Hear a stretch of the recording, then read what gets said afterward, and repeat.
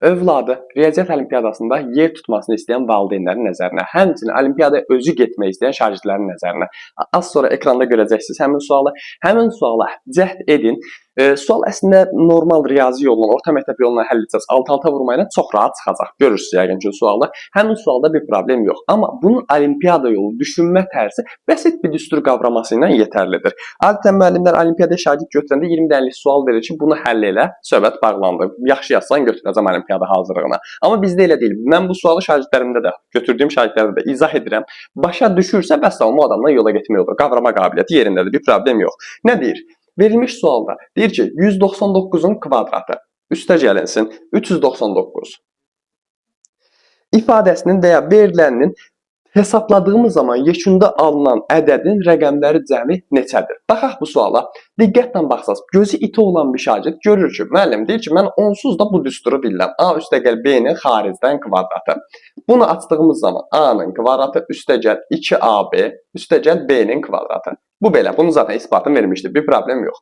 Gəldik, deyir ki, müəllim, burada A kvadratı görə bilirəm, burada da nəsə eləyə bilərəmmi? Bəli, gözü it olan şagird deyir ki, bunu 2-yə vurduğumuz zaman bu alınır təxmini, amma üzərinə də 1 gəlinib. O zaman mən bunu belə yaza bilərəmmi?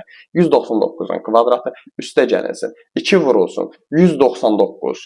Bu edəcək necə? 398. Burada bir problem yox. Üstünə nə gəlsən bu edər, üstünə 1 gəlsən. Orada problem yox. Niyə buranı boş saxladım? Şagirddən bunu soruşuq artıq. Niyə bura boş saxladıq? Çünki müəllim deyir ki, A kvadrat bu yerində. 2AB. Şagird bunu deyə bilirsə, bunu görə bilirsə bir problem yox. Sonra burada bir dənə də boşluq qoyuram ki, bura nə yazılmalı? Adam deyir ki, kvadrat. O zaman bu nə olur? Bu nəyin açılışıdır? 2AB. Bax, 2AB yazılıb.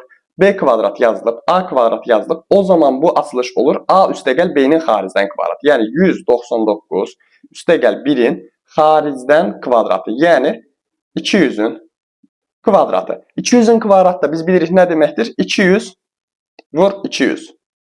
Bunu da necə hesablayarıq? Şagird əslində bunu özü hesablamalıdır, bir problem yoxdur. Olimpiyada hazırlaşırsa 2-ni vurduq 2-yə 4. 4 dənə də 0 var, yazırıq sonuna. 4 dənə də 0. O da oldu yoldaşlar. Rəqəmləri cəmi 4.